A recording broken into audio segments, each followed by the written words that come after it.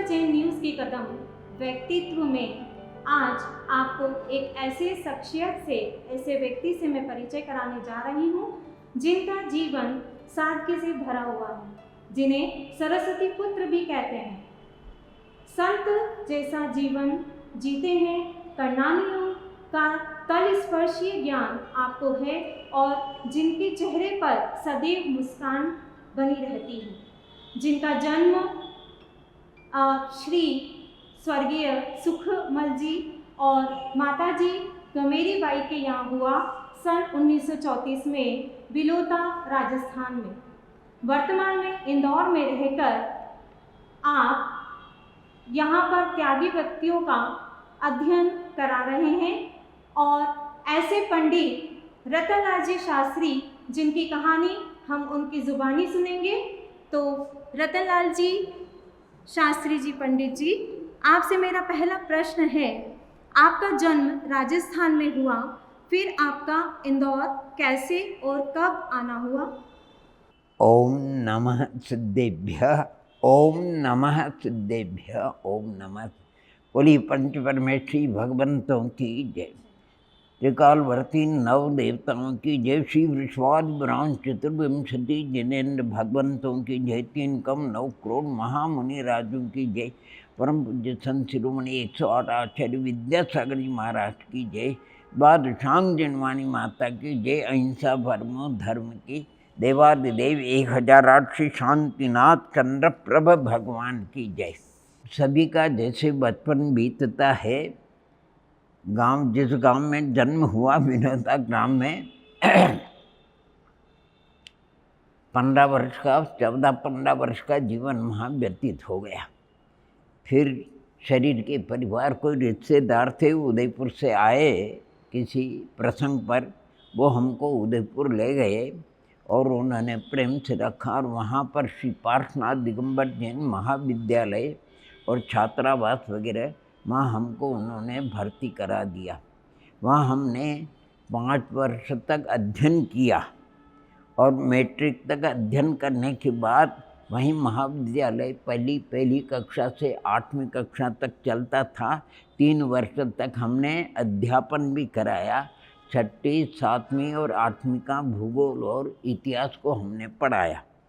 और उसी पीरियड में यहाँ इंदौर से जो ब्रह्मचारी भाई है विद्वान, वो वहाँ आते थे सत्संग के लिए। समाज उनको आमंत्रित करती थी, कोई संस्कार होगा उनके पास जाया आया करते थे और उनसे प्रार्थना करते कि हमको ऐसा सत्संग जहाँ हमको चारों अनुयोगों का मर्म और आत्मकल्याण की बात हमको प्राप्त हो जाए। तो उनका संकेत करना रहा है कि वर्तमान में इंदौर में सरसेठ हुक्म चंद जी साहब के यहाँ उच्च कोटि के विद्वान रहते हैं। 3 बार शास्त्र स्वाध्याय होती है और दोनों तरफ आश्रय ब्रह्मचारी भाइयों का भी और शादी। और या फिर सौराष्ट्र में कांजी स्वामी, वहाँ दिन भर तत्व चर्चा, द्रव्य गुण पर्याय की, उपादान निमित्त की, पुण्य पाप की और शुद्धात्मा की चर्चा होती है। तो हम ग्रीष्म के अवकाश में 2-3 बार 4 बार तो हम सोनगढ़ गए और फिर इंदौर भी आए। तो हम सन 57 में सबसे पहले यहाँ इंदौर सत्संग के लिए आए। हम 1957 में आप इंदौर आए? हाँ, 1957 में। हाँ, और इसके बाद क्रमशः फिर 58, 59 और 60 तक जो बीच में माने अन्यत्र हम अपना पाठशाला में अध्ययन कराते थे, लेकिन रास्ते में ये था तो यहाँ सत्संग के लिए आते जाते रहते थे। और सन 61 से लेकर के 1961 के लेकर के और हम यहाँ पर, क्योंकि सेठ साहब की यहाँ वो उनके 100 दिन पूरे हो गए थे, शास्त्र सभा वहाँ 3 बार चलती थी, कोई विद्वान नहीं रहे और हम ही बाँचते थे सबके आग्रह से। तो वहाँ जो माँ साहब थे, सेठानी साहब कंचन बाई, उनका कहना है कि आपको यहाँ से मैं जब तक जीवित हूँ जाने नहीं दूँगा।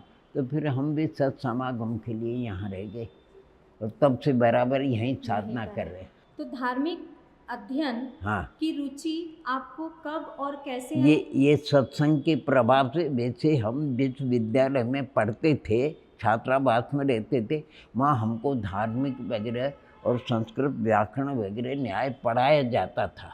लेकिन सबसे बढ़िया रुचि यहाँ सोनगर और यहाँ आने से लगी कि हमको बराबर चारों अनुयोगों का प्रथमानुयोग, कर्णानुयोग, चरणानुयोग, द्रव्यानुयोग, उनका मर्म समझना है और उसमें गहराई से हमको आत्मकल्याण की बात को समझना है।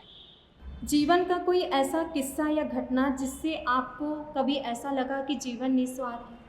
बात ऐसा है कि जब ये सत्समागम के प्रभाव से हमने अपना स्वाध्याय प्रारंभ किया और चारों अनुयोगों के ग्रंथराजों का, उसमें हमको यानी कर्णानुयोग के ग्रंथराज, जीवकांड, कर्मकांड, लब्धिसार, स्वप्नासार, त्रिलोकसार आदि और द्रव्यानुयोग के ग्रंथराज, समयसार यानी प्रवचनसार, पंचाशिकाय, नियमसार, समाधि तंत्र, ईश्वर परमात्मा प्रकाश आदि, और प्रथमानुयोगी शास्त्र जो है आदि पुराण, हरिवंश पुराण, पद्म पुराण आदि ग्रंथ, और चरणानुयोग के ग्रंथ जो रत्नकरण, शावकाचार वगैरह है, तत्पार्थ सूत्र, अर्थ प्रकाशिका वगैरह, इस उच्च कोटि के विद्वान पंडित टोरमल जी ने कर्णानुयोग के ग्रंथों की वचनिका लिखी। पंडित जयचंद जी छावड़ा ने द्रव्यानुयोग की यानी वचनिकाएँ लिखी। पंडित दौलत राम जी ने प्रथमानुयोग की वचनिकाएँ लिखी और पंडित सदाशिव जी ने माने चरणानुयोग की। उन ग्रंथों को हमने बहुत ही गहराई से खूब शांति के साथ और अध्ययन मनन किया और उनके मनन चिंतन करने से बस आत्मा में ये जागृत हुई कि इस जीवन को हमें सिर्फ आत्मकल्याण के लिए, सम्यक दर्शनादि की प्राप्ति के लिए हमें पुरुषार्थ करना है। आपने अपने जीवन का लक्ष्य ही बना लिया लक्ष्य कि ही अपने जीवन को आत्मकल्याण में लगाना। हाँ, लगाना है इसको। समय शिखर जी से आपको विशेष लगाव था जी, तो आप समय शिखर जी कितनी बार गए हैं? गए। और इसके बाद ये हुआ कि सन 1983 में, 83 की बात है, परम पूज्य संत शिरोमणि वही आचार्य विद्यासागर जी महाराज ने कटनी से सम्मेद शिखर के लिए यात्रा के लिए प्रस्थान किया। तो वो सम्मेद शिखर पहुँचे थे, हम भी जाते थे यानी फाल्गुन के महीने में वंदना के लिए। और हमने कहा कि ऐसे बड़े संत जब वहाँ वंदना के लिए पधारे हैं तो हमको भी जाना, हम भी वहाँ पहुँच गए। वो खैर सम्मेद शिखर की 6 वंदना करके इसरी पधार गए। हम पहुँचे तब तो वो इसरी आ गए। एक वंदना उन्होंने फिर नियमिया घाट से करी और हमने उस समय में ये संकल्प किया था कि अगर शरीर साथ देगा और संयोग ठीक रहा है, बहन जी वगैरह, तो फिर हम यानी 108 वंदना जरूर करेंगे। और वहाँ का संकल्प करके ये सन 83 और योगानुयोग यानी पुण्य योग से सब अनुकूल साधन बनते गए और 90 तक हमारी 108 वंदना पूर्ण हो गई। मतलब सन 1983 से 90 तक आपने 108 वंदना कर हाँ, ली पूरी हो सम्मेद गई शिखर हमारी। जी। हाँ, और बिल्कुल उस समय तो सिंपल रास्ता था, कोई वैसे नहीं यानी जो कृत्रिम जैसा था वैसे ही रास्ता था। और जाते थे रात्रि को 2:30 बजे से यानी वंदना को प्रस्थान करते थे। यानी गौतम स्वामी 5 बजे पहुंच जाते थे, वहाँ सामायिक जाप करके फिर वंदना और 1 बजे 2 बजे के करीब लौटते थे। यानी करीब हमारा वो 90 तक का क्रम रहा। 90 तक। हाँ, और उसी प्रसंग में वहाँ के कुछ भव्यात्मा थे। वहाँ एक चोपड़ा कुंड करके है बिल्कुल गौतम स्वामी के पास में, उसका पत्थर लगा था कि चोपड़ा कुंड है और जल आरोग्य है। तो हम तो अंधेरे में निकल जाते थे, मालूम भी नहीं। फिर किसी ने कहा कि आप पुनर्वंदना करके गौतम स्वामी से उतरोगे तो आपको डबल वंदना हो जाएगी और आपको। तो हम इधर से वंदना करके वो चोपड़ा कुंड को हमने देखा, वहाँ झरना था और झाड़ियाँ वगैरह थी। हम तो वंदना करके लौट आए, लेकिन वहाँ के कोई भव्यात्मा हो गए, उन्होंने उस स्थान को साफ करके एक चबूतरा बना करके 3 छोटे भगवान माने सुपार्श्वनाथ, पार्श्वनाथ भगवान और बाहुबली की मूर्ति विराजमान कर दी। हम तो चला। फिर इसके बाद हम वही फाल्गुन में वंदना को गए, हमने भी देखा, बड़े गदगद हुए, आनंदित हुए। और हम वहाँ पर जो है आने करीब माने शास्त्र स्वाध्याय करते थे। रात्रि के लिए। वैसे वो लोग सब सुबह को वंदना करते हैं और रात्रि को आरती वगैरह करते हैं, लेकिन वहाँ की व्यवस्था भव्यात्मा ने बनाई कि नहीं 7 से 8 तक हम पंडित जी का हम शास्त्र सुनेंगे। तो तेरापंथ कोठी में पुष्पदंत भगवान के सामने जो बड़ा चौक है वहाँ हम बराबर 1 घंटे की स्वाध्याय। तो भारतवर्ष के समस्त जीव आते थे वहाँ तो। और फाल्गुनी की अष्टानिका में तो मेला ही लगता था, सब बड़े आनंद से सुनते थे सारे, यानी आसाम के क्या दक्षिण के क्या दिल्ली तरफ सब तरफ के रहते थे। और जिन्होंने वो प्रतिमा विराजमान करी थी वो भी बीच में सुनते थे। पंडित जी को सब सुनते हैं, इनके प्रति श्रद्धा। तो हम जहाँ ठहरते थे वो आए और बोले कि ऐसा हमारी भावना है। तो मैंने कहा आपकी भावना साकार हो, हम प्रयत्न करेंगे कि अच्छा भव्य मंदिर बन जाए और बड़ी प्रतिमाएं विराजमान हो जाए। फिर हमने प्रयत्न किया तो यहाँ के चंद्रावती भाई साहब है मोदी करके, उनका आश्वासन मिला और भी आश्वासन मिला और उनकी प्रशस्त भावना से वहाँ फिर मंदिर। और इसके बाद उस मंदिर में तो कई प्रकार की बाधाएं आई, लेकिन फिर भी एक आचार्य विमल सागर जी महाराज और माता जी थी एरावत माता, उनको क्या नाम, चाँदबादमती माता जी और आर्यनंद जी महाराज और सुभद्र महाराज, उन सबकी कृपा से वहाँ वो मंदिर और बड़ी प्रतिमाएं विराजमान हो गई। और हमको भी अच्छा लगा कि ये बढ़िया काम हो गए आने ऐसे परम तीर्थ के ऊपर। और हमने तो जीवन में कभी इस प्रकार का काम किया नहीं, लेकिन उस समय का प्रसंग था। हम पहली बार जयपुर गए और जयपुर के जहाँ भी शिल्पकार की हमने प्रतिमा, तो नाटा जी के ये प्रतिमा जो विराजमान है आज चौपा कुंड पे पार्श्वनाथ की, और बाहुबली भगवान की एक प्रतिमा थी। तो बाहुबली की थी वो प्रतिमा किसी की थी। मैंने कहा भैया इसमें कुछ नहीं, ये प्रतिमा है आप चंद्र प्रभु की बना दो, मतलब चिन्ह बना रहा। और वहाँ से हम प्रतिमा ले करके फिर हमने अक्षय तृतीया, मतलब ये सन 91 की बात होगी, तो वहाँ पर ये प्रतिमा हमने विराजमान करके फिर, और विमल सागर जी महाराज से उसी समय हमने सूर्य मंत्र वगैरह दिला दिया। मैंने कहा यहाँ तो सब जब जितने भी आएंगे वो सब दर्शन पूजन करेंगे। और धीरे धीरे वो इस प्रकार चोपड़ा कुंड चालू हो गया। आपका एक कह सकते हैं कि आपने जो नियम लिया था कि मुझे 1990 तक 108 वंदना करनी है, तो उसका भी थोड़ा सा पुण्य प्रताप रहा उसी प्रसंग में ये बहुत बढ़िया कार्य हो गया। अच्छा कार्य हो गया। बिल्कुल। अच्छा, और हम क्या करते थे कि निर्विघ्न सानंद कार्य संपन्न हो जाए।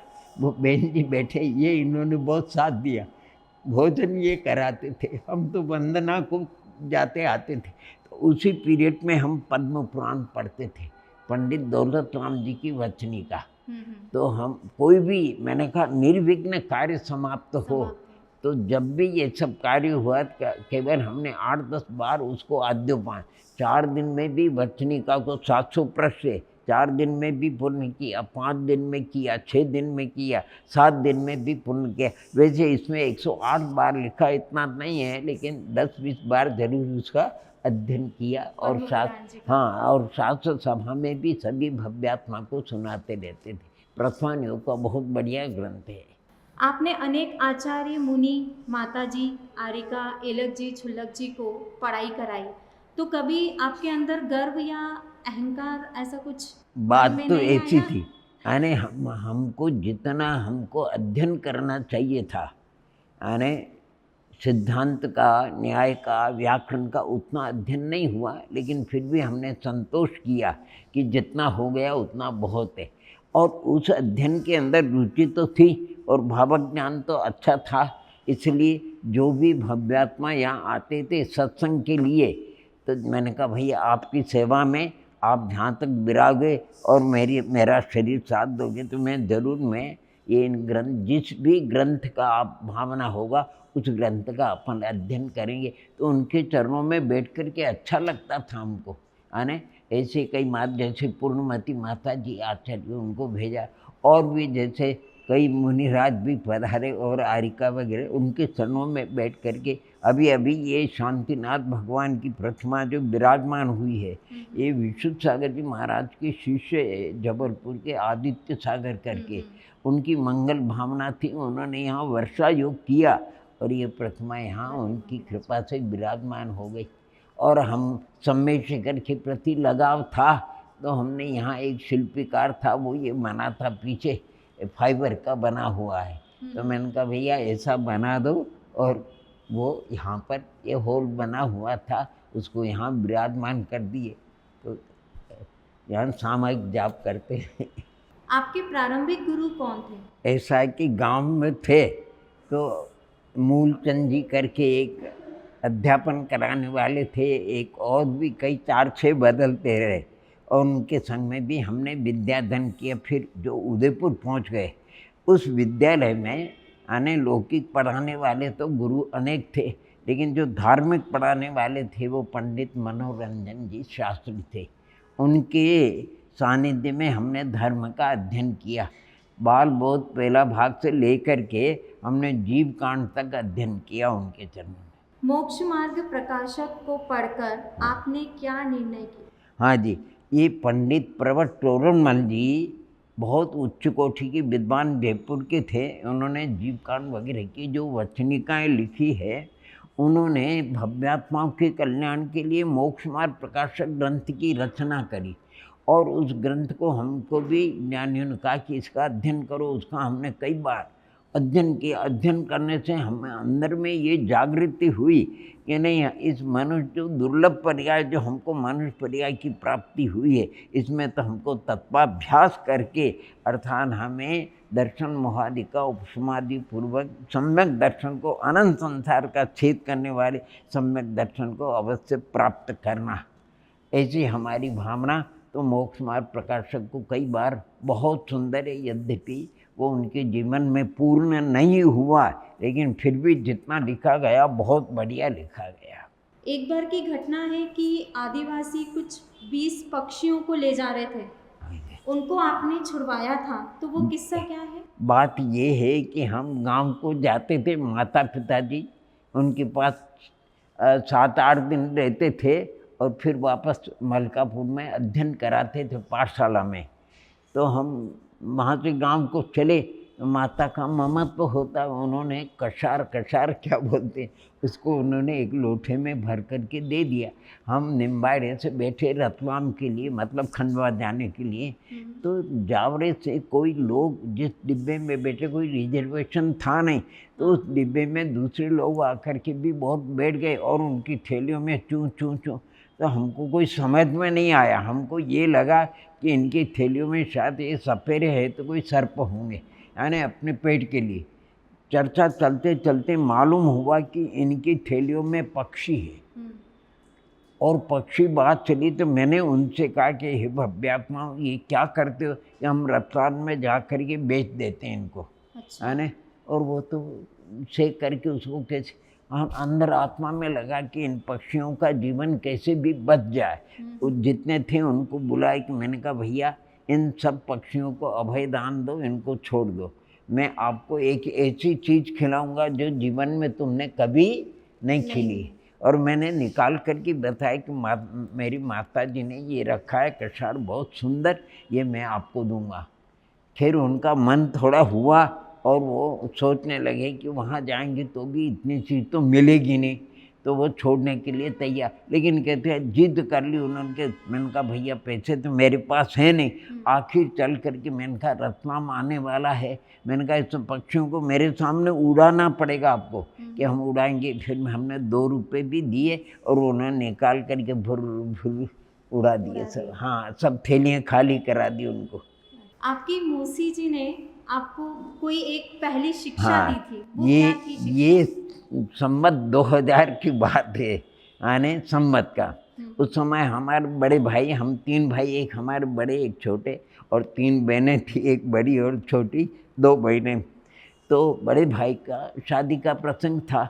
हमारी माँ की बड़ी बहन, जिसको मौसी बोलते नहीं, तो गांव से वो 10 मील दूर, वहाँ से घोड़े पे उनको लाना पड़ता था।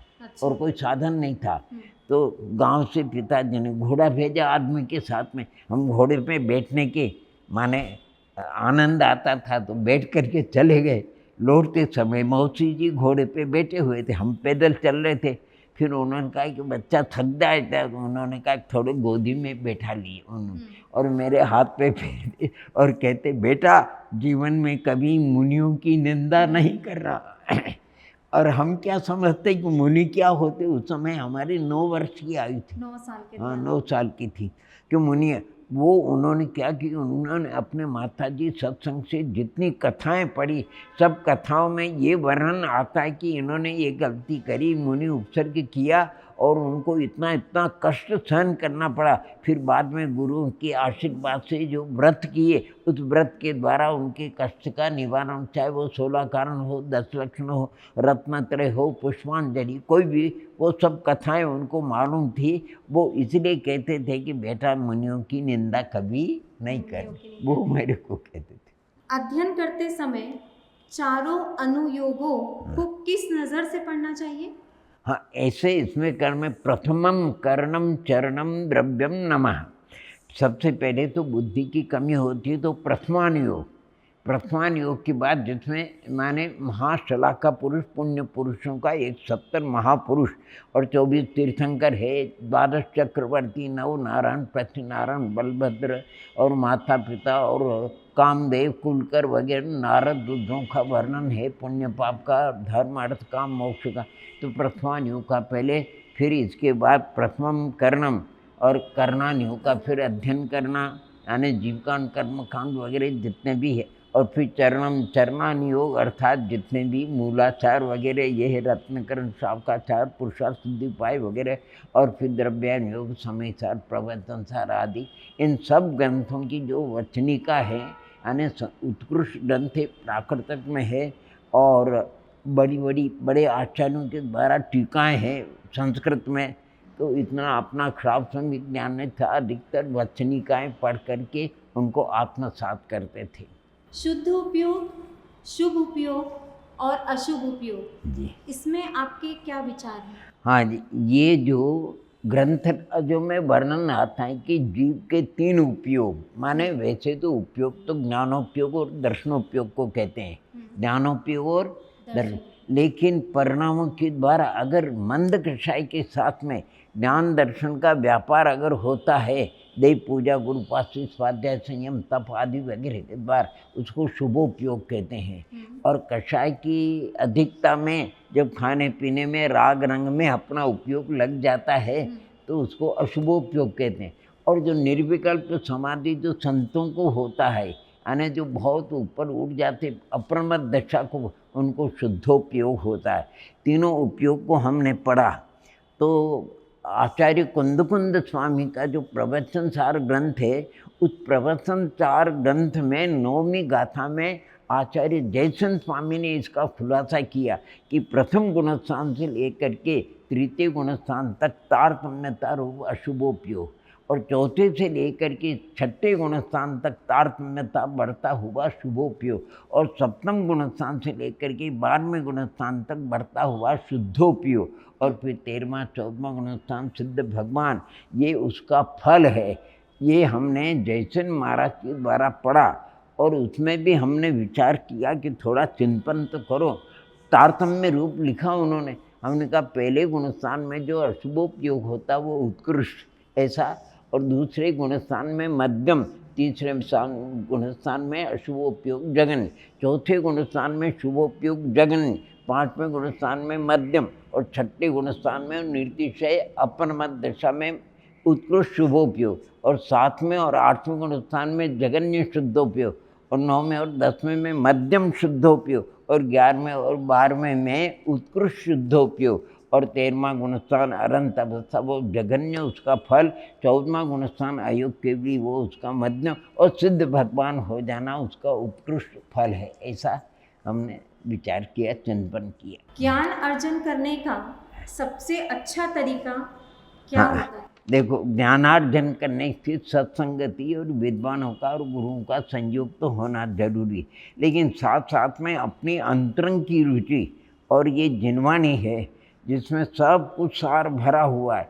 अगर अपनी पात्रता और अपने को समझ में आती तो एकांत में नियम पूर्वक हमको उसका अध्ययन करना, यानी लौकिक के अंदर आजीविका के लिए जितने भव्य होते हैं, चाहे वो दुकान करो, सर्विस करो, कुछ भी करो, खेती, शरीर के लिए कुछ करना पड़ता है कि नहीं करना। तो हमने कहा अपना जीवन गृहस्थ नहीं बन करके हम अपना जीवन निवृत्ति मार्ग पर लगाएंगे, और ये लोग आजीविका के लिए 6-8 घंटे तक अर्थ के लिए पुरुषार्थ करते हैं, हम ज्ञानार्जन के लिए पुरुषार्थ करेंगे और जिनवाणी का अध्ययन मनन करेंगे। मैं खुद करेंगे, कोई भव्यात्मा होगा तो उनके साथ में करेंगे, कोई विशेष ज्ञानी तो उनके सानिध्य में करेंगे, ऐसी भीतर से। तो फिर इन अनुयोगों का खूब अच्छी तरह से, खूब गहराई से जितना बना हमने अपने तरफ से उन्हें अध्ययन किया, और वही आज उसी का आनंद है हमको, उसी की महिमा है, उसी का बहुमान आता है। शास्त्र के अनुसार त्यागी वृत्तियों को किस प्रकार का आचरण रखना चाहिए? माँ की जिनवाणी आगम के अनुसार, चरणान योग के अनुसार जो कुछ मूलाचार वगैरह में बताया है, रत्नकरण शापकाचार में शापों का जीवन आदर्श बताया है, उनका जीवन कैसे आसन प्रतिमा वगैरह आदि, और मूलाचार वगैरह में निर्ग्रंथ मुनियों का वर्णन किया है। तत्वार सूत्र में तो सब कुछ वर्णन किया, और सभी अनुयोगों में है। कहने का तात्पर्य कि आगम के अनुसार उसका अंतःकरण से आचरण होना चाहिए, शावकाचार का भी और श्रमणाचार का भी। यद्यपि जितना भी अपन आचरण करेंगे, कितनी सावधानी से करेंगे, प्रमाद को छोड़ करके करेंगे, तो भी थोड़ा बहुत दोष तो बुद्धि अबुद्धि पूर्वक लगता है। उसके लिए प्रतिक्रमण, प्रत्याख्यान, प्रायश्चित वगैरह किया जाता है। लेकिन इतना कि हमको उसमें प्रमाद सबसे, अगर कोई बाधक है यानी शावकाचार में और श्रमणाचार में, तो वो प्रमाद है। अगर प्रमाद को छोड़ करके करते हैं तो निर्दोष शावकाचार और श्रमणाचार पालन होता है। श्रीफल परिवार आपका बहुत बहुत आभारी है। हाँ। कि आज आपके सामने हमने पहले से सोच रखा था कि हम पूछेंगे कम और सिर्फ आपको ही सुनेंगे, तो आज आपको सुना, उससे ऐसा लगा कि संत के जैसा जीवन भी हम जी सकते हैं। रतनलाल जी शास्त्री आज बिल्कुल संतों के समान ही जीवन जी रहे हैं। जैसे वो अंदर से हैं वैसे ही वो बाहर से हैं, और आज सादगीपूर्ण जीवन अपना जी रहे हैं। तो इनसे हम यही प्रेरणा ले सकते हैं कि हम गृहस्थ जीवन में रहकर भी अगर कुछ निश्चय कर ले, कुछ त्याग की भावना अगर हमारे अंदर भर ले, तो हम जरूर ही ऐसा जीवन सादगी भरा जी सकते हैं। जय जिनेंद्र।